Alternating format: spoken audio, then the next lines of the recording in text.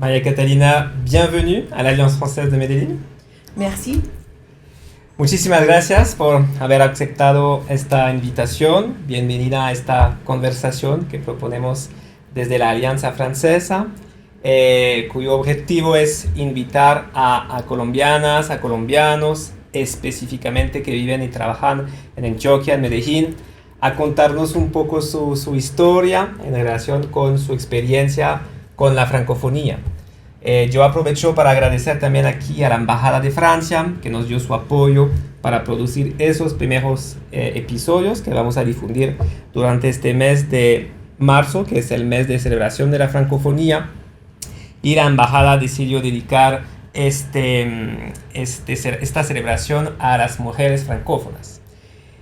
Es un placer contar contigo hoy, María Catalina. Tú has viajado mucho, yo creo que tú has estudiado y trabajado en varios países, incluso en países francófonos como Bélgica. Tú tienes un perfil amplio y vamos a hablar obviamente de música, pero también yo creo de cultura, de impacto social, de cooperación internacional, varios temas que vamos a poder contemplar contigo. Y entonces, bueno, para empezar, tal vez, no sé si te podrías presentar rápidamente.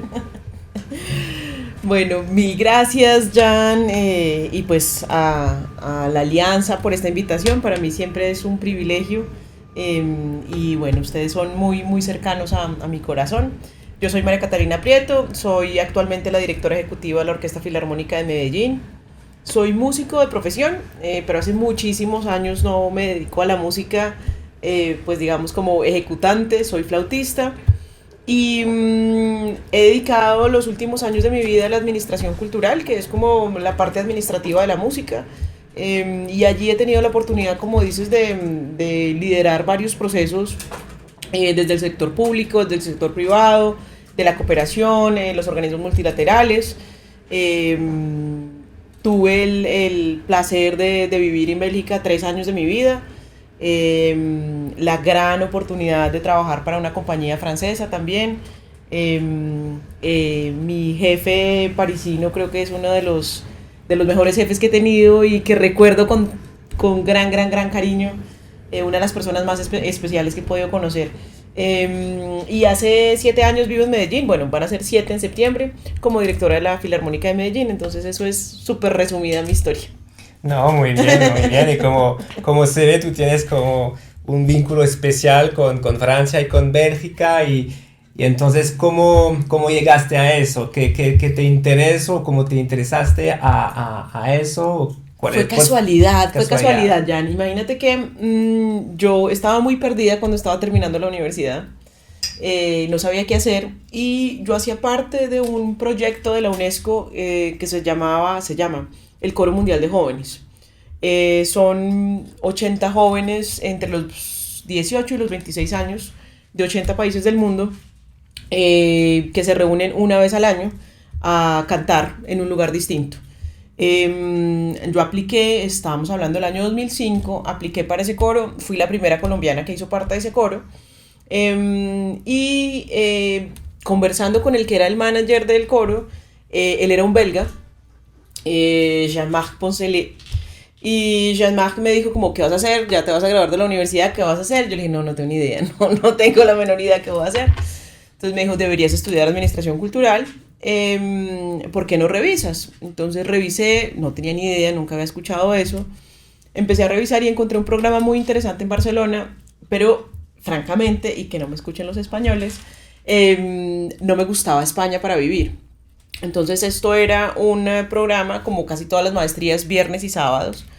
Y entonces le dije a Jean-Marc, le dije, encontré este programa, había encontrado este en España y uno en Finlandia, pero Finlandia ya me parecía como una cosa muy alejada. Entonces me dijo, hagamos una cosa, ¿por qué no te inscribes en el de Barcelona y te vienes a vivir a Bélgica? Y trabajas para el Centro Internacional para la Música Coral. Manejaba el proyecto del Coro Mundial y otros proyectos corales en Europa y en otros países. Me dijo, vienes, haces la práctica acá, estudias francés acá y listo. Le dije, pues me parece un buen trato. Entonces yo estudiaba en España, pero vivía en Bélgica. Y Y así fue que llegué. Yo llegué hablando 7 palabras de francés, porque en mi cabeza todo el mundo habla inglés. Pero resulta que llegué a Namur, una ciudad de 400.000 habitantes, donde nadie hablaba inglés. Y bueno, eso fue un camino muy interesante. Un desafío. Sí. Sí, fue un desafío porque realmente yo sabía las cosas básicas de francés. Siempre tenía una facilidad para los idiomas, pero te voy a ser muy sincera, y esta es una confesión que no te había hecho antes de que me invitaras. Yo decía, no, a mí no me gusta el francés, yo no voy a aprender nunca francés, me parece un idioma demasiado meloso, no, yo no voy a aprender francés. Y terminé en estas. Entonces, nada, al día siguiente fui y me matriculé. Originalmente mi curso era un curso de 1 horita diaria. Dije, no, nada, me tengo que matricular en un intensivo. Ah, bueno, porque Jean-Marc, cuando el día que me recogen en el aeropuerto, me subo en el carro y me dice, llegas en un momento difícil porque me acaban de despedir. Y yo, ¿cómo que me acaban de despedir? Entonces, claro, al día siguiente que llegué a la oficina, me di cuenta que era la secretaria, él que era el director ejecutivo y yo como practicante, como pasante. Entonces, claro, la secretaria me dice, mañana hay reunión con la alcaldía, tienes que ir. Y yo, pero ¿cómo voy a ir? Yo no hablo francés. Entonces, claro, empezó a generarme una presión muy grande para realmente aprender francés. Yo aprendí francés en un mes. ¿Cómo entonces? Con un curso intensivo, súper intensivo. Y bueno, ¿sabes esa teoría que dicen que cuando uno aprende un idioma en circunstancias de supervivencia no se le olvida nunca? Tal cual. Yo regresé en el 2011, o sea, 13 años sin hablar una palabra de francés, y es como que a mí me hablan francés y se me activa alguna cosa. Obviamente a uno se le olvida el vocabulario, a veces conjuga mal, pero como que uno puede moverse un poquito. Entonces esa fue mi historia. También tuve la fortuna de una profesora extraordinaria con la cual hablo todavía hoy en día. Es belga, Catherine. Y bueno, esa es como un poquito mi historia, cómo llega allá por casualidad. Genial. Y cuéntanos un poco, porque yo no creo que la gente conoce mucho la ciudad de Namur. Entonces, háblanos un poco de esta ciudad, cómo te fue con vivir en esta pequeña ciudad, pero que es una ciudad francófona de Bélgica. Es una ciudad completamente francófona. Es, de hecho, bueno, para los que no saben, Bélgica tiene como 3 comunidades muy grandes. Entonces están los francófonos, las personas que hablan alemán y los flamencos. Uh-huh. Y son muy diferentes, es muy impresionante, desde físicamente son muy impresionantes. Y Namur es la capital de la francofonía, es una ciudad, como les digo, pequeña. Bélgica es normalmente un país muy plano y en Namur hay una montaña. Y en esa montaña, en toda la mitad de la montaña está la Citadel, que pues era como el antiguo fuerte. Casi todas las ciudades en Europa tienen pues como esa Citadel. Y en esa Citadel quedaba el Centro Internacional para la Música Coral, un castillito. Entonces mi oficina era un castillo. Entonces trabajaba en un castillo, era muy bonito porque todos los días yo subía a la montaña y bajaba a la montaña. Un bosquecito. Entonces una ciudad pequeña, con muchos empedrados. Uno pues puede caminársela en, no sé, 1 hora puede uno caminarla de extremo a extremo. Pero para mí fue muy, muy, muy especial el estilo de vida belga, francófono. Creo que es muy similar al estilo de vida francés. Yo creo que el francés sabe disfrutar la vida, tienen un gran sentido del humor, que no pasa con el otro lado de Bélgica. O sea, los flamencos ellos dicen que mucho más trabajadores. Creo que un poquito sí, pero no tienen ese sentido del humor, no se reúnen alrededor de la comida. Por ejemplo, eso me parecía muy interesante, como el tiempo que le dedican al ritual de comer. Como los franceses. Exacto, porque el flamenco, ¿sabes? Era pasado con un sándwich, un tartín y ya. No, esto es, vamos a sentarnos a comer, a preparar la comida. Te invito con mucho tiempo de anticipación, te recibo en mi casa. Eso, como el disfrutar la vida creo que es una de las cosas más bonitas de la cultura belga francófona y francesa, pues. Y justamente tú no era tu primera experiencia afuera No, del país, de aquí. sí. Entonces, ¿cómo te fue llegar aquí, allá? Entonces, ¿era un shock o no? O... Mira, fue un shock, pero por eso, porque yo en cualquier otro lugar me había movido con el inglés. Yo hablo un inglés casi que nativo, entonces pues no me era difícil. Incluso en Italia me había movido con el inglés sin problema. Entonces, claro, ya al mes cuando efectivamente pude hablar el idioma fue otra cosa. Además porque yo si hay algo que he hecho siempre, yo hoy en día pienso que fue inconsciente, trato cuando estoy en otro país, trato realmente de vivir la cultura. Mucha gente lo que hace es va y busca dónde está la colonia de latinos, dónde está la colonia de españoles. Yo hago todo lo contrario, trato de no cruzarme con un solo latino. Hoy en día es difícil porque el español pues está presente en todos lados. Pero yo creo que volviendo un poquito a lo de los idiomas, yo creo que un idioma va mucho más allá del lenguaje mismo. Creo que cuando tú estudias un idioma, entiendes la cultura que hay detrás la forma de vida que hay detrás. Y eso me parece interesantísimo, me encanta, me encanta. Incluso yo digo que cuando yo cambio de idioma, cuando estoy hablando, me cambia un poquito la personalidad. La manera de pensar, Sí, de, sí, de sí, expresarse. sí, sí. Entonces, y entendí, por ejemplo, que eso que yo pensaba del francés y que de pronto no me gustaba porque lo sentía muy meloso, es también como resultado de esa cultura. O sea, el francés tiene mucho adjetivo, el francés tiene además una postura vocal mucho más hacia adelante. Y uno entiende que realmente el francés es así, es lleno de protocolos. Cuando digo el francés es las personas francesas, son llenas de protocolos y es muy importante para la cultura. Entonces fue una experiencia muy linda. Trato de volver por lo menos cada 4 o 5 años. Si estoy viajando por Europa, paso y me quedo un día en París visitando a Emmanuel y un día, por lo menos un día en Namur. Y la gente me dice, ¿pero por qué Namur? En Namur no hay nada. Pero sí, hace parte de mi corazón, además porque nunca me sentí extranjera. Yo no sé si porque como es un país tan pequeño y además de todo pues tiene estas 3 comunidades y además de todo es la capital de la Unión Europea, como que realmente lo único que te piden es tener el respeto de hablar nuestro idioma. De resto, perfecto. Y así me sentí siempre. Bienvenida. Hice mi confirmación en Bélgica. La preparación, mi curso prematrimonial lo hice en Bélgica en francés. Teniéndole que traducir en simultáneo a mi marido porque él no hablaba francés. Entonces tengo grandes recuerdos de esa época de mi vida. Entonces te quedaste 3 años allá. Sí. ¿Qué aprendiste sobre tal vez el dominio de la música o justamente porque al final te fuiste por eso? Entonces, ¿hay diferencias? ¿Qué aprendiste de manera diferente allá? No, yo aprendí todo. Digamos que mis primeros trabajos formales fueron allá.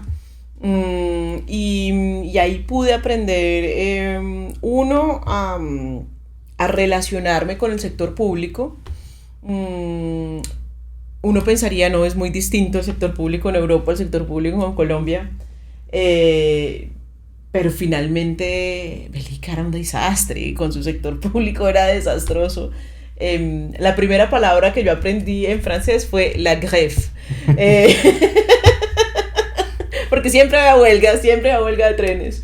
Entonces aprendí cómo relacionarme con el sector público y entender que efectivamente parte importante del saber hacer de un administrador cultural es entender sobre política pública, cuáles son los intereses de cada uno de los gobiernos. Entonces, por ejemplo, en el caso particular de Bélgica, claro, como estaba la comunidad francesa y estaba la ciudad y estaba el país, entonces tenía uno que entender cuál era su interlocutor y cuáles eran las necesidades de ese interlocutor, y los planes y las metas. Entonces eso, por ejemplo, lo aprendí y lo aplico hoy en día también cuando tengo que hacerlo acá. Aprendí mucho sobre las colaboraciones. Yo creo que el europeo en general es muy bueno colaborando. Creo que tiene también que ver con las distancias tan cortas. Pero creo que nosotros como colombianos somos muy malos en eso. Como que cada uno está en su rinconcito, trabaja, y si el otro está haciendo algo similar o no, no importa. El europeo promueve eso, ¿no? Como la asociatividad, como aunamos esfuerzos. Entonces, por ejemplo, esta oficina que te digo, que era un castillito, tenía como 4 espacios y cada uno de los espacios era una organización que tenía algo que ver con la música coral, pero entonces compartían servicios públicos, compartían la secretaria, compartían el servicio postal, compartían muchas cosas. Entonces, claro, cuando tú hacías cuentas, si cada uno hubiera pagado todos sus servicios, todas sus cosas, habría sido mucho más costoso. Entonces se generaban también ahí adentro colaboraciones. Entonces, ay, ven, préstame las partituras. Entonces Acquerjoa, que era una empresa francesa que tenía ya también su sede, entonces yo trabajaba con Acquerjoa, o con el Chœur de Chambre de Namur. Entonces colaborábamos todo el tiempo y entendí el poder de las colaboraciones, y es algo que aplico todos los días de mi vida en todas las organizaciones en las que estoy, porque es lo inteligente. Es más, no sé por qué no lo hacemos naturalmente, pero eso también se lo debo. Y lo que te decía, como disfrutar un poquito la vida. Yo creo que yo soy workaholic, pero dentro de ese workaholic dejo espacios para eso. Yo, si tengo una cena, o tengo un almuerzo, o tengo un brunch, es para eso, es para disfrutar. Arreglemos la casa, que sea de 3 entrada, plato fuerte, postre, una conversada, un café, como reunirse alrededor de la mesa. Y allí, por ejemplo, hacíamos algo muy bonito, y era los viernes, el desayuno era conjunto entre todas las organizaciones de la casa. Y ese tipo de cosas creo que unen mucho a los equipos de trabajo, y de eso también aprendí, que alrededor de la comida siempre uno puede unirse. Y es algo que hago hoy, por ejemplo, en el equipo de la orquesta. Cuando uno ve que la cosa está como demasiado pesada, como que está difícil, uno trae cualquier cosa, unas empanadas, unos buñuelos, no sé qué, tomémonos un ratico y sentémonos a conversar. Son como las cosas que aprendí de ellos. Y es lo que sigue defendiendo un poco de esta dinámica de conexión, sí. De cómo unirse con los sí. demás y sí. aliarse también con sí. los actores culturales aquí. Sí, totalmente. Y entonces tú me contabas que tú trabajabas también por Francia, pero sí. desde Bélgica. Sí. ¿Cómo te fue eso? Eso fue muy raro porque yo conocí a Emmanuel Noiset. Emmanuel tenía un emprendimiento. Él quería Opus Choral. Él quería ser como el iTunes Store de la música coral. Nos conocimos mientras yo estaba trabajando en el centro. Fue muy chistoso porque Emmanuel, pues no tan muy al margen, pero Emmanuel me hizo una entrevista como durante 2 o 3 días, porque nos conocimos en un festival coral. Entonces 2 o 3 días me hacía preguntas, y al final me dice, yo no bebo alcohol, jamás he probado el alcohol en mi vida, y me dice, me encanta tu perfil, me encantaría trabajar contigo, pero yo no puedo confiar en una persona que no bebe alcohol, yo soy francés. Pero bueno, después fuimos muy amigos. Pero entonces, bueno, me hizo la oferta, y era difícil para mí. Yo ya tenía el permiso de trabajo en Bélgica, estaba muy organizada. Entonces le dije, mira, para mí empezar otra vez en París es difícil. Entonces lo que él hizo fue como organizar con el centro, y le dijo, bueno, entonces hagamos una cosa, yo pago todas las cosas de María Catalina, y es como si yo tuviera una oficina de Opus Choral en Bélgica. Y eso fue lo que hicimos, y nos veíamos una vez al mes. Yo iba a París una vez al mes, pues es un trayecto que dura 1 hora y 10 minutos en tren. Y era muy bonito, porque pues yo jamás me imaginé estar trabajando en París. París para uno es como el lugar. Y era una empresa chiquita, éramos 4 personas. Nos dimos cuenta, como pasa con frecuencia, que la regulación está siempre, o sea, las leyes están siempre muy atrás con relación a la tecnología y a lo que uno podría hacer. Entonces finalmente fue un negocio que a los 2 años nos tocó cerrar porque no había posibilidades. Las leyes de derechos de autor en cada uno de los países de Europa era distinto. Entonces tener solamente, o sea, esto lo puede hacer iTunes, pero una organización pequeñita no lo podía hacer. Pero me dejó un gran mentor y un gran amigo, que después fue padrino de mi matrimonio. Vino a Colombia con sus hijos para eso, y bueno, fue un año muy lindo, ¿Cuáles son tus recuerdos de París entonces? Yo tengo muchos recuerdos de París. Además depende mucho de la estación. París es una ciudad que cambia muchísimo dependiendo de las estaciones. Y el ánimo de las personas cambia muchísimo. Y yo tenía, mi primer recuerdo de París era como turista. Entonces, claro, uno va a la Torre Eiffel y se va corriendo. Recuerdo mucho el poder ver la vista desde arriba. Era muy linda. Poder caminar a las orillas del río en primavera o verano y ver a los artistas que están pintando todo el tiempo. Yo decía, siempre me preguntaba por qué al lado del río Bogotá no hacían una cosa por el estilo, pero bueno. Y eso, es el río como vida. Me gustaba mucho el concepto del río, y creo que eso le pasa mucho a Medellín, ¿no? O sea, alrededor del río, guardadas las proporciones, pero alrededor del río pasan muchas cosas. Eso es como mi recuerdo fundamental. Y sentarse uno, recuerdo que era un plan que me encantaba, sentarse uno en cualquier lugar, también como entrada primavera, ya mitad del verano, en cualquier café a mirar pasar gente. Como en una posición así, sí, muy parisino. Muy parisino, además que me llamaba mucho la atención. Yo le preguntaba a Manuel por qué las sillas estaban dispuestas así, o sea, no así uno al frente del otro, sino uno al lado del otro. Y me decía, pues para mirar gente. Y yo me decía, pero ¿cómo que mirar gente? Y fue una cosa que empecé a disfrutar mucho. Eso, y los quesos. Me impresionaba mucho entrar a los supermercados, porque digamos que eso ha cambiado un poquito acá en Colombia, pero tú entras y aquí hay 2 o 3 variedades de quesos y ya.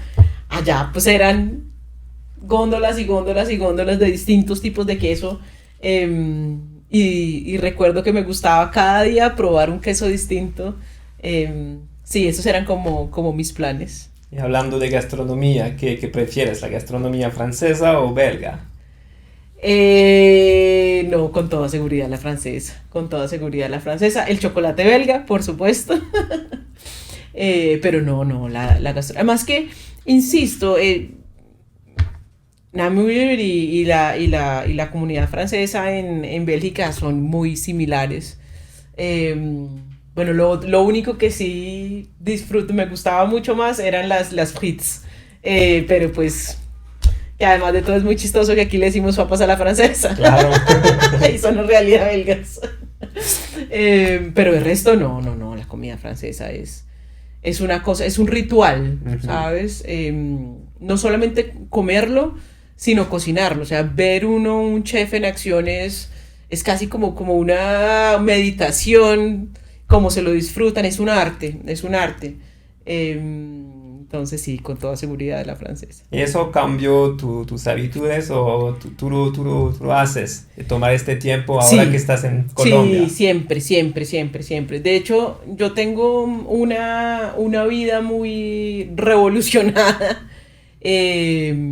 pero hay 2 cosas que hago sagradamente, y es paro para almorzar, o sea, paro con toda la tranquilidad y intento conocer un restaurante nuevo cada semana. En Medellín era difícil al principio porque no había una escena gastronómica. En Bogotá lo hacía regularmente. Cada semana me iba para un restaurante nuevo. Y eso, conversar con el mesero, cuéntame qué es lo recomendado de la carta, ver uno qué es lo que la gente pide. Sí, sí, yo creo, siempre he tenido amor por la comida, pero ese amor como que sea parte de un ritual, creo que sí lo heredé de esa época de mi vida. Herencia de Francia. Sí, sí, sí. Y al final, ¿por qué decidiste regresar aquí? También fueron cosas de la vida. Yo tenía planeado quedarme allá. Yo me casé. Mi esposo, bueno, hoy ex esposo, pero en ese momento él vivía en Barcelona. ¿Y se conocieron dónde? En Barcelona. En Barcelona. Nos conocimos en Barcelona. Y lo que dijimos en un momento fue, bueno, vamos a Colombia, nos casamos, nos devolvemos. Yo seguía trabajando en Bélgica. Yo no sé si eso ha cambiado, pero en esa época tener un permiso de trabajo belga era muy difícil.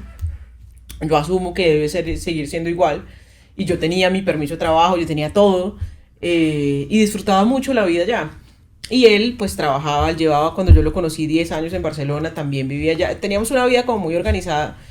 Y el plan era seguir así, medio separados, medio juntos. Yo seguía en Bélgica, él seguía en Barcelona y mirábamos después qué pasábamos. Pero estando acá, él se enamoró de Colombia. Y entonces me dijo, no, yo quisiera venir a Colombia. Finalmente en España yo no tengo familia, él era cubano. Yo no tengo familia y tú sí, disfrutemos más bien de tu familia, de esta. Y le dije, bueno, está bien, quedémonos.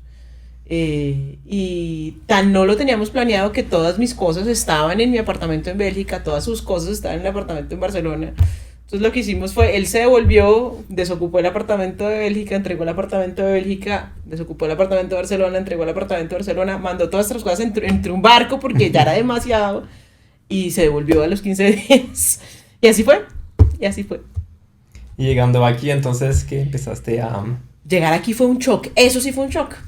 Al Eso revés. sí, sí, eso sí fue un shock porque uno se acostumbra mucho ya a cosas que desafortunadamente uno acá no puede hacer. Entonces, lo que te decía, el bosque, la cruzada del bosque a las 9:30 de la noche, pues eso es algo que uno aquí no puede hacer. Entonces yo allá caminaba mucho, sí, tenía un estilo completamente de vida distinto, el uso del transporte público, el disfrute del espacio público, no importa qué hora, sin uno estar pensando que lo van a robar o no. Creo que de pronto en las ciudades grandes es distinto, pero es que insisto, Namur es un pueblito de 400.000 habitantes. Entonces regresar sí que fue un shock. Sí fue que un shock. Cosas tan bobas como cruzar una cebra. Hoy en día todavía me cuesta trabajo. ¿Sí? Claro, porque uno está acostumbrado a que, pues, la gente para en la cebra. Aquí no, o sea, si tú te vas como uno hace allá, te atropellan, sin duda. Y me sigue dando mal genio. Digo, pero porque la gente no puede parar en la cebra. Con todas las cosas que yo amo y adoro este país y que le debo a esta ciudad, sí, eso para mí fue un shock, me costó mucho trabajo. Me costó mucho trabajo. Entré a trabajar a los 15 días de decidir haberme quedado, empecé a trabajar con el Ministerio de Cultura, pero siempre como con esa añoranza de la vida en Bélgica, como del verdadero 9 a 5.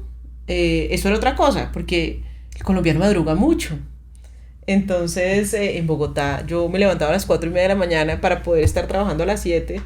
Y pues yo en Bélgica me levantaba a las 8:15, pues estaba trabajando a las 9.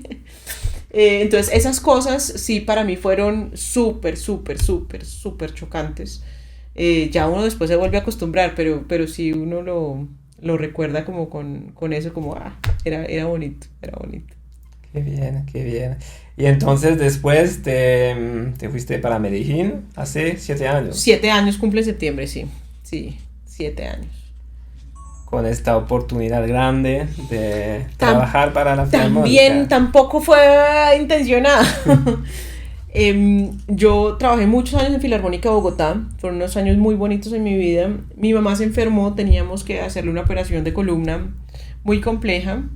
Y la recuperación, el cirujano me había advertido que se tomaba entre 4 y 6 meses. Y era una recuperación que sabíamos que iba a ser dolorosa porque tenía que rehabilitarse y era tan dolorosa que si no se hacía bien, podía quedar en silla de ruedas. Entonces, pues para mí fue no lo pensé, al día siguiente que hablé con el cirujano, renuncié. Entonces me dediqué a cuidar a mi mamá durante esos 5 meses. Ella tuvo que volver a aprender a caminar, volver a aprender a ir al baño, todo. Tenía 68 años en ese momento. Y eran unas terapias muy dolorosas, era acompañarla en la terapia para que realmente fuera. Ya cuando mi mamá estaba caminando otra vez, empecé un trabajo como de independiente, entonces hice unas consultorías en varias ciudades de Santander, algunas ciudades en Cundinamarca, y asesoraba a la Filarmónica de Medellín y a su anterior directora. Y hubo un momento en que ella me dijo, me gustaría que te vinieras para Medellín. Yo le dije, no va a pasar, a mí no me gusta Medellín, a mí no me gustan los paisas, no va a pasar. Me dijo, solo 4 meses. Dije, no va a pasar, no va a pasar. Yo tengo mi mamá, yo tengo mi marido, solo 4 meses. Dije, bueno, está bien. Entonces vine 4 meses, digo entre comillas, porque yo viajaba todos los martes a las 6 de la mañana en el vuelo de Satena que llega a 6:30, iba a la oficina, de martes a viernes trabajaba y me volvía los fines de semana para mi casa. Pero pues no hay cuerpo que aguante eso, o sea, hubo un momento en que yo decía, no, ya estoy demasiado cansada. Y a los 4 meses me dijo, me gustaría que se quedara. Yo lo hablé con mi mamá me dijo, a mí me hace mucho mejor el clima de Medellín, creo que es mejor ir a Medellín. Mi marido en ese momento no tenía como un trabajo completamente estable, entonces digo, pues todo está en Medellín, vámonos para Medellín. Entonces cogimos nuestras cosas y nos vinimos para Medellín. Siempre como con la expectativa de regresar a Bogotá. Para mí sí que no fue fácil vivir en Medellín. En Medellín sí me sentí muy extranjera. Lo que nunca me sentí en ningún otro lugar del mundo, en Medellín sí. Pero con los años ya uno se acostumbra, los quiere, le tengo un gran agradecimiento a esta ciudad. Y yo llegué en otro rol, yo llegué en rol de subdirectora de programación. Estuve 3 años allí. Y cuando Ana Cristina, la directora ejecutiva de su momento, decide renunciar, se fue para Sura, abren un proceso de selección, éramos como 15 candidatos y bueno, me quedé con la dirección ejecutiva y de eso hace ya 3 años. Qué bien. No, y como tú lo dijiste, yo creo al inicio que nosotros como alianza tenemos esta alianza con ustedes, la Orquesta Filarmónica, pero yo creo que también, de cualquier manera, la orquesta tiene muchos vínculos con Francia o con música francesa. Y entonces, ¿cómo tú lo ves eso? ¿Cómo esta presencia, digamos? Pues yo creo que, de todas maneras, ya música clásica, bueno, música en general, pero música clásica y Francia es una cosa natural. Uh-huh. Yo creo que uno no puede liderar una orquesta sinfónica sin pensar en Francia. Hay una tradición orquestal muy grande, una tradición musical muy grande, desde los clásicos hasta actualmente. Entonces, y de hecho, yo creo que la música del romanticismo francés es una de las cosas que hace crecer más una orquesta. Entonces ahí hay una relación muy cercana. Nuestro director titular tiene también nacionalidad francesa. Entonces también ahí hay un vínculo muy importante. E insisto, es un repertorio, o sea, es que son innumerables los compositores franceses que son importantes para la historia de la música. Entonces ese es un vínculo muy, muy, muy importante para nosotros. Y hemos hecho pues unos proyectos muy interesantes. Creo que hay una relación muy cercana, e insisto, creo que es muy natural. Sería poco inteligente no tener una relación cercana con Francia liderando una orquesta sinfónica. No, claro, y creo que recibieron a músicos franceses de alta calidad, sí, a directores, a solistas. Siempre, todas las temporadas tenemos solistas, directores, repertorio francés. Es que así no lo hiciéramos intencionadamente, pues también es una escuela de músicos impresionantes. Sí, y hay un respeto por el músico clásico que yo valoro mucho. Yo creo que es uno de los países en los que todavía es importante ser músico clásico, es importante estudiar música. Los conservatorios tienen todavía un estatus muy importante que en muchos países del mundo se ha perdido, y para Francia sigue siendo parte de su esencia. Ujú. Y justamente yo sé que hay unos músicos francófonos también dentro de la orquesta, Sí, como Jaime Martínez, que sí, es venezolano, pero que tuvo una experiencia en el Conservatorio de París, si sí. no me equivoco. Hay otros músicos que tienen esta relación con Francia o que tuvieron una relación ahí o una experiencia. Sí, digamos, yo tengo presente a Jaime que igual sigue yendo, lo siguen invitando mucho. Hace 2 años, por ejemplo, tuvo un ejercicio muy bonito con profesores y estudiantes de oboe en Francia, con una obra compuesta por él. Entonces hizo gira como 6 o 7 conciertos. Y Elizabeth Osorio, nuestra principal de flautas, también ella estudió en París, París o Lyon, bueno, no sé, París o Lyon, y también ella tiene una relación súper, súper, súper cercana. Nuestra arpista, que ya no está con nosotros, se fue para Sinfónica Nacional también, y es la profe de arpa de casi todos los arpistas en Colombia, también estudió en Francia. Entonces sí, es que es muy natural escoger Francia como destino para perfeccionar la música, o sea, hacer estudios de maestría o estudios de doctorado, es pues es uno de los destinos naturales. O sea, si no es Francia es Alemania, son como los dos lugares Ujú. en realidad.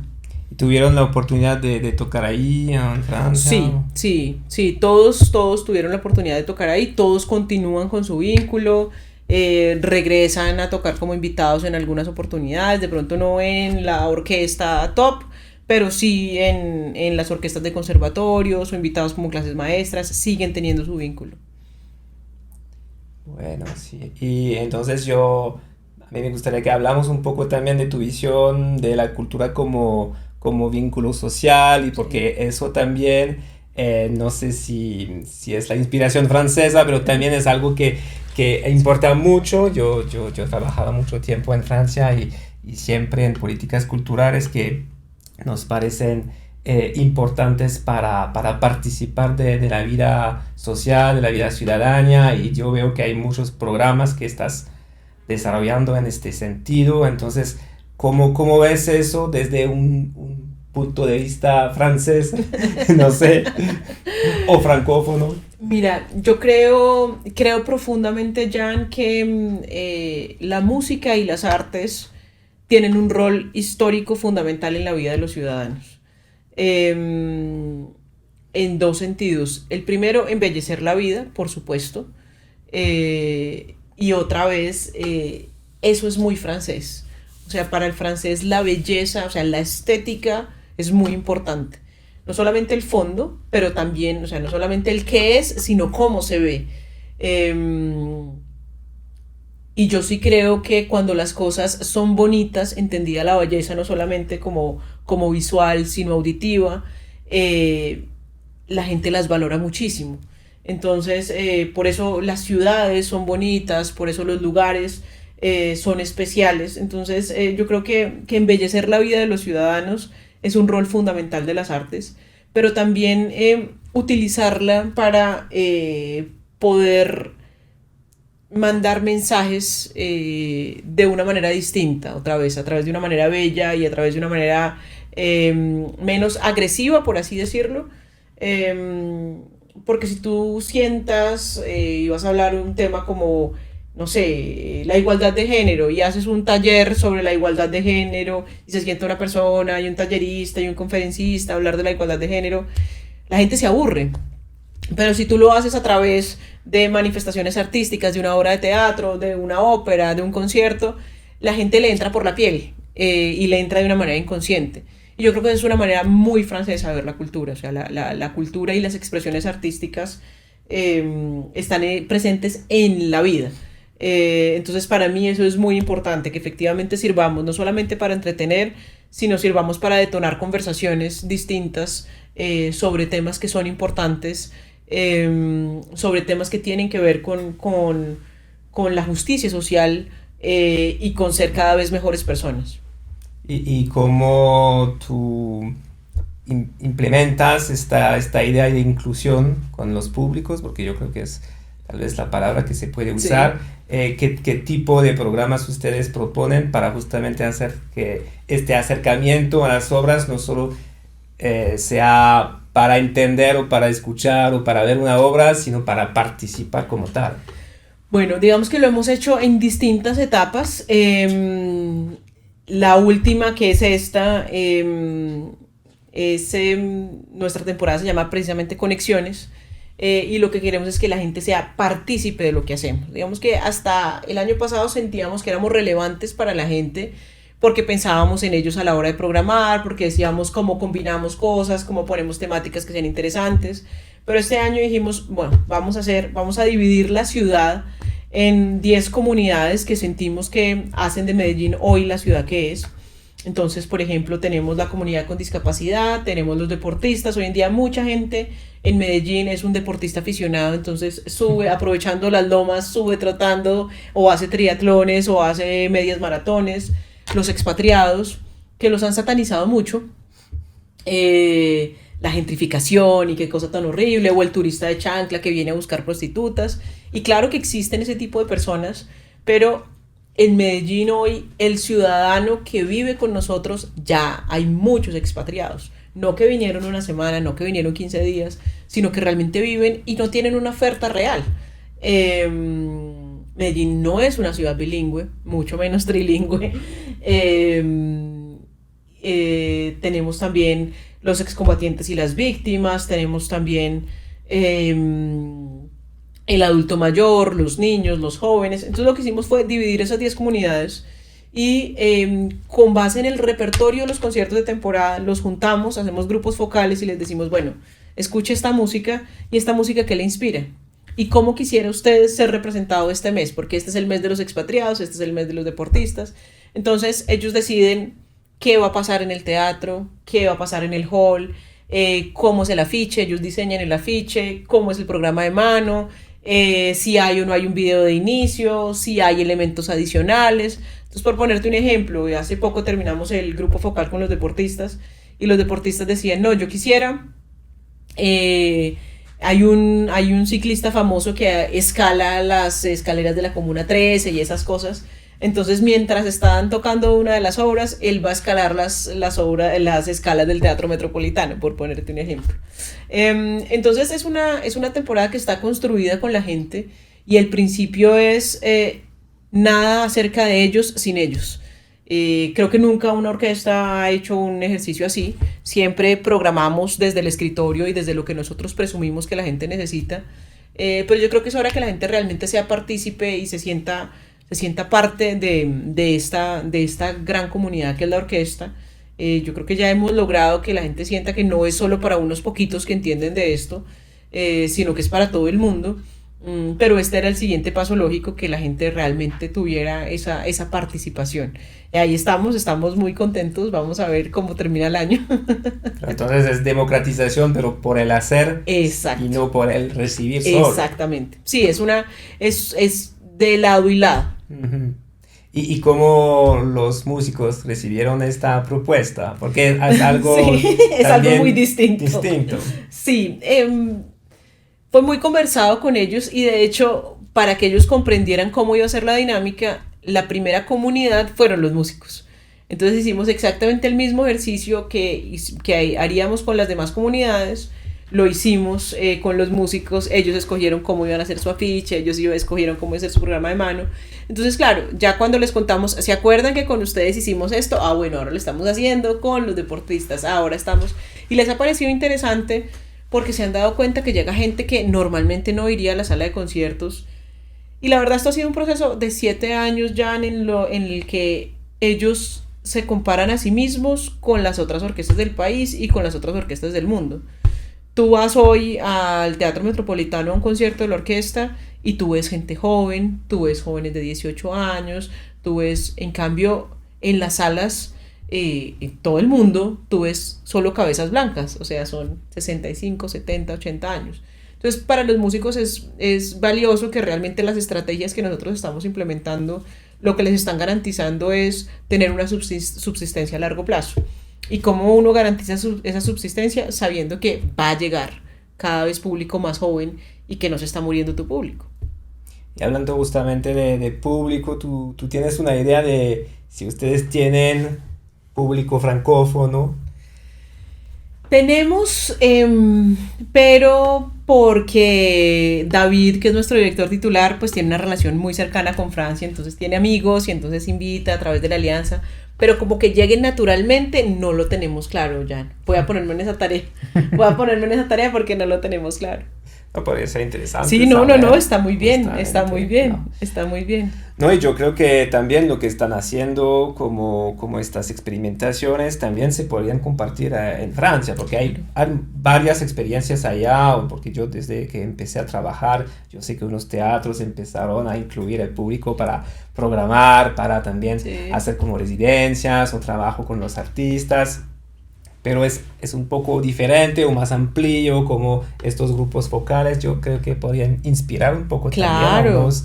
Yo conozco los óperas participativos allá en Francia, que son también muy lindos, porque es acción cultural, pero son maneras de acercarse de la gente. Yo me acuerdo que en una entrevista que tú diste, no sé, creo al colombiano, tú dices, yo descubrí en la música una manera de relacionarme con la gente, y yo creo que podríamos cambiar música por cualquier arte o por cultura. Totalmente. Sí, mira, cuando uno empieza a estudiar por qué existen las pandillas y por qué existen todas las tribus urbanas, realmente es porque el ser humano naturalmente necesita pertenecer a algún lugar, necesita sentirse parte de algo, necesita sentirse reconocido. Yo creo que yo soy músico por eso, porque a mí me costaba trabajo relacionarme con la gente, no era una persona popular, y en la orquesta era el lugar donde yo sentía que hacía parte.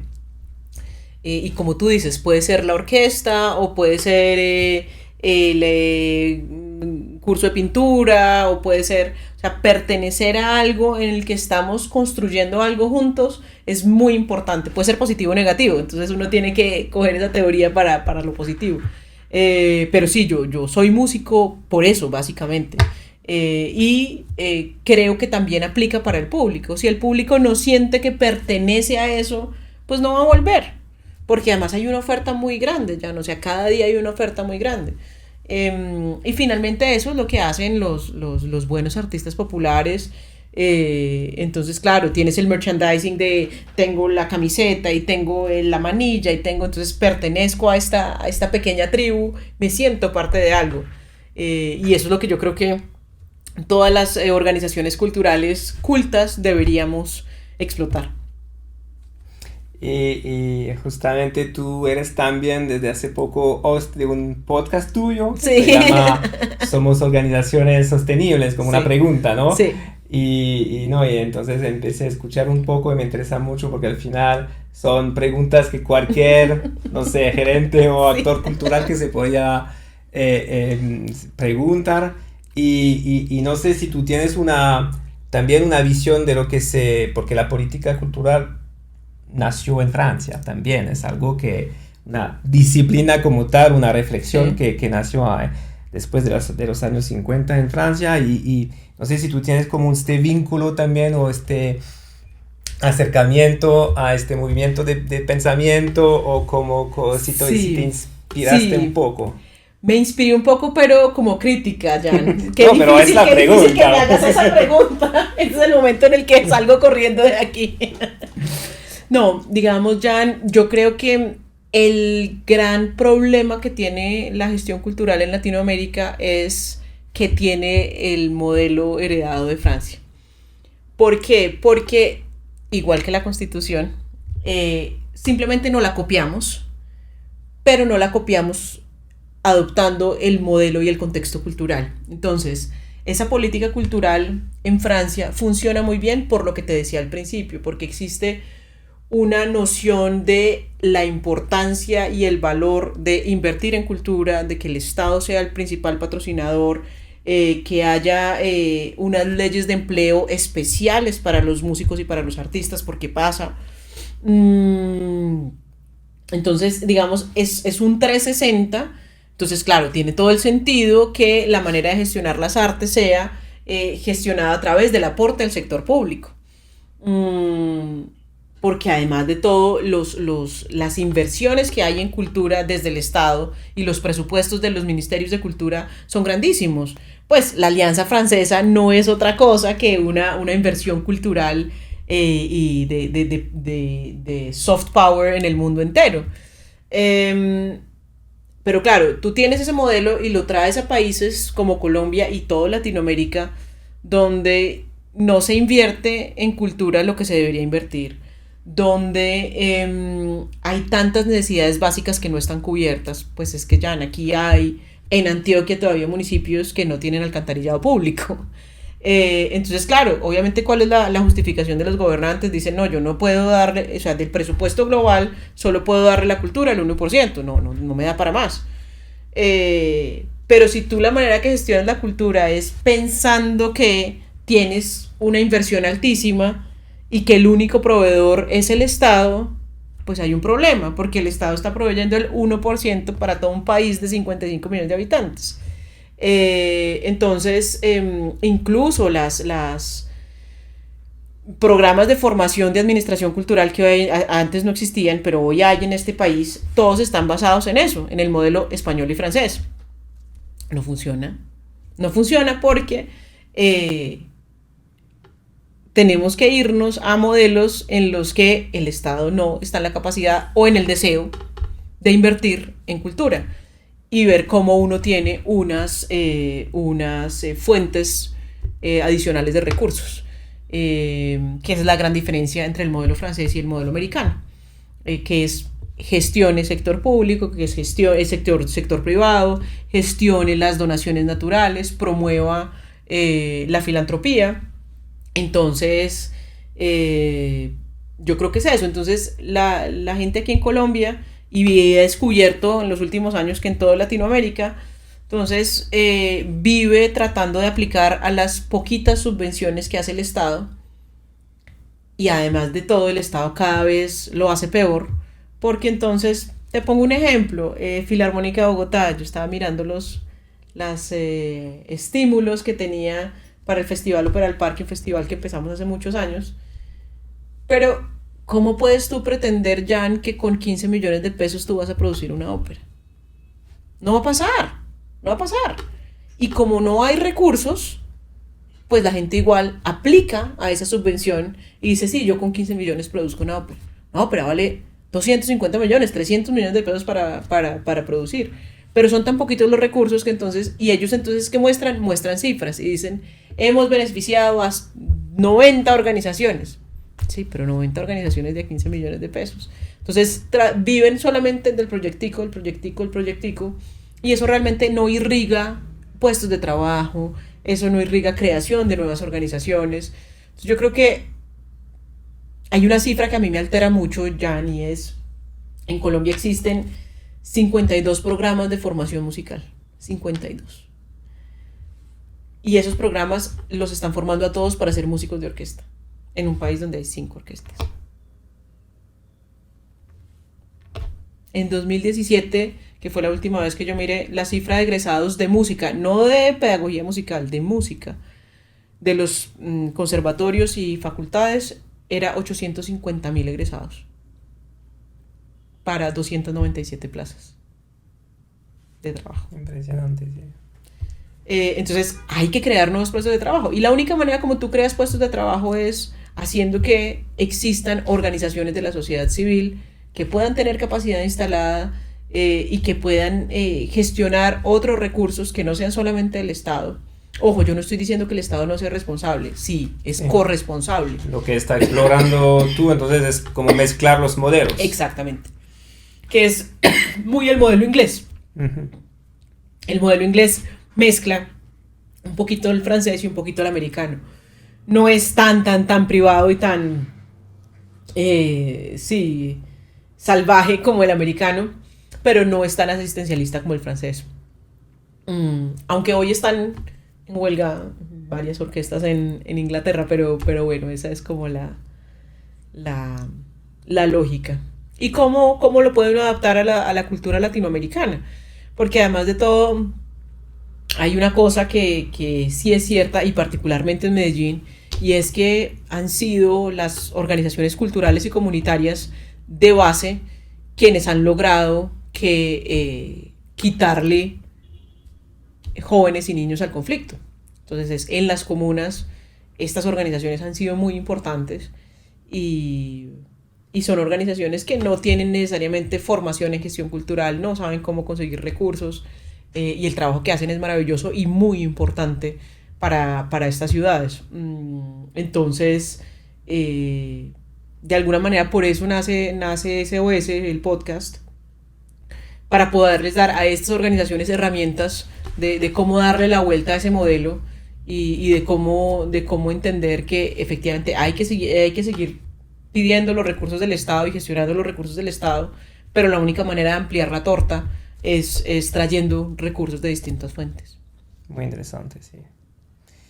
Regresando, hablando de francofonía o de Medellín, y tú que ya estás aquí desde hace más de 8 años, ¿cómo, y tal vez has visto una evolución, no sé, cómo ves la presencia francófona aquí en Medellín? ¿La sientes?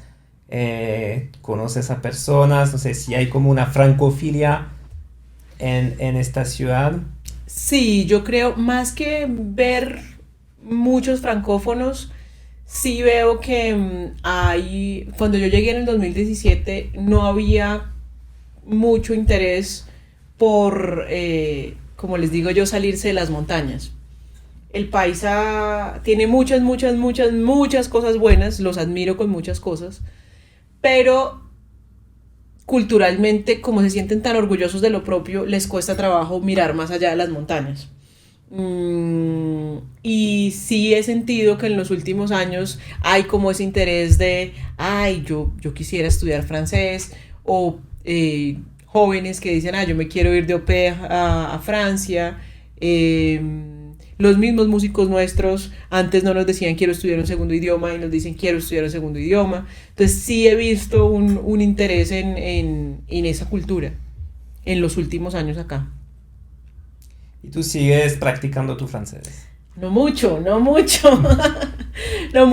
Cuando hablo con Emanuel una vez al año en su cumpleaños, porque él habla inglés como los franceses, cuando uno se burla del francés hablando inglés.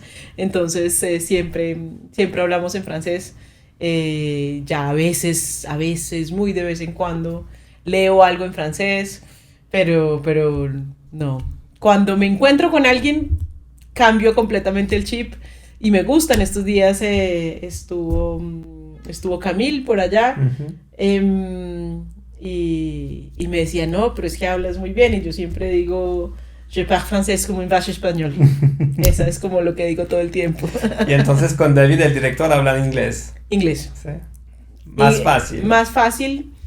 Yo no sé si a ti te pasa, pero cuando uno conoce a alguien y decide en qué idioma le habla, cambiar, no eso es imposible. Es como...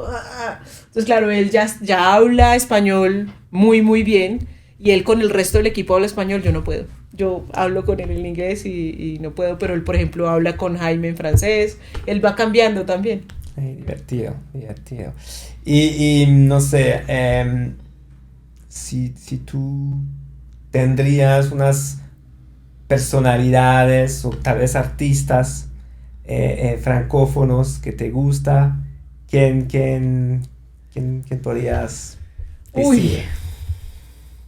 Que podrían ser actuales o no, que te inspiran, o no sé si hay como... Mira, hay un personaje, va a ser muy... te va a parecer muy raro, pero para mí Carla Bruni ha sido, yo sé que en realidad no es francesa, pero para mí las canciones de Carla Bruni fueron la manera como yo pude aprender francés muy rápido. Entonces, en estos días que estaba viendo una serie, yo no sé cuál fue, una serie que estaba como de moda en estos días, se me acaba de... no sé cuál, pero había una cantante que estaba haciendo una versión de Quelqu'un m'a dit, Y yo decía, no, eso no es, yo necesito que sea la versión de Carla Bruni. Sí, sí. Y es más la música, sí, sí. ¿Escuchas música francesa? Sí, eso sí, sí, escucho música francesa, Jacques Brel también, sí. Belga, entonces. Sí. Lo siento. No, pero está bien, y justamente nosotros es la idea de mostrar que desde la Alianza Francesa nosotros queremos hablar de la diversidad de este idioma y de estas culturas francófonas que tienen mucho que decir también del mundo, porque Sí. es una lengua que se habla en todo el mundo. Pero sí deberíamos terminar nuestra conversación hablando de Bélgica, porque yo sé que hay una pequeña comunidad belga aquí en Colombia, en Colombia. Ah, sí, En aquí en Medellín es no, mucho más sí. difícil, yo creo, Sí. pero tenemos unos contactos de personas que sí, que tienen negocios, emprendimientes Yo solo conozco de comida. a Sebastián el de Messi Waffle, Ah, sí. que es el también de las papas belgas, también. Exacto. Sí. Él es mi proveedor de sos andaluz. Pero bueno, te propongo un ejercicio, si tú lo aceptas, de contestar en francés Ok, en esta pregunta. vamos. Y la idea sería de, no sé, si tú podrías invitar a los que nos escuchan, espero, a ir a conocer a Bélgica. ¿Qué podrías decir, pero en francés? Ok. Alors, je vous invite à tout le monde, si vous avez l'opportunité, d'aller en Belgique. C'est un pays génial, c'est un pays exceptionnel, avec de la nourriture super délicieuse, les frites, Tintin, et voilà, je vous invite à y aller. Et aussi apprendre le français parce que c'est une langue super spéciale, super géniale et on pense qu'on va pas l'utiliser dans la vie, mais c'est très très très utile. Muy bien. ¡Qué promoción! No, bueno. Y me cogiste sin preparación. Bueno, es por eso, sí, más bien improvisada a veces, ¿no? No, bueno, te agradezco mucho por esta conversación, fue muy interesante de toda esta trayectoria y yo creo que muy inspirador también para la gente que nos escucha, que hay todas las oportunidades al final en países francófonos y que tú puedes también conocer otro tipo de ciudad, que otro tipo de paisaje, otro tipo de comunidad. No, y hay una cosa muy impresionante, Jan, y yo no sé si la gente lo sepa, pero realmente yo pienso que hoy en día es mucho más económico estudiar en Francia o en Bélgica que estudiar en Colombia. O sea, tener una educación de muy alto nivel. Creo que la gente no es consciente de la oferta de becas tan grande que existe tanto en Francia como en Bélgica para distintos programas, para distintas universidades, y yo creo que eso sí es algo que la gente debería pensar y la gente debería buscar, porque cada vez más la educación superior en Colombia es más costosa, pero cuando uno hace las cuentas, aplicando a becas, por supuesto es mucho más barato, pero ni siquiera sin las becas la gente no se da la oportunidad de ver lo económico que puede llegar a ser estudiar afuera y todas las ventajas que trae, porque te trae no solamente el aprendizaje desde la disciplina en particular, sino te trae el aprendizaje de toda una cultura. Y fue algo que no te dije, pero es una de las cosas que siempre me ha impresionado, tanto de los franceses como de los belgas, que les parece realmente importante que la gente tenga acceso a una educación superior de calidad, y creo que vale toda la pena poderlo intentar. No, yo estoy súper de acuerdo. y que los que tienen este proyecto obviamente vengan a la Alianza para aprender francés antes. Claro. No, entonces, no, muchísimas gracias. Merci beaucoup y a bientôt. Merci à toi. À bientôt.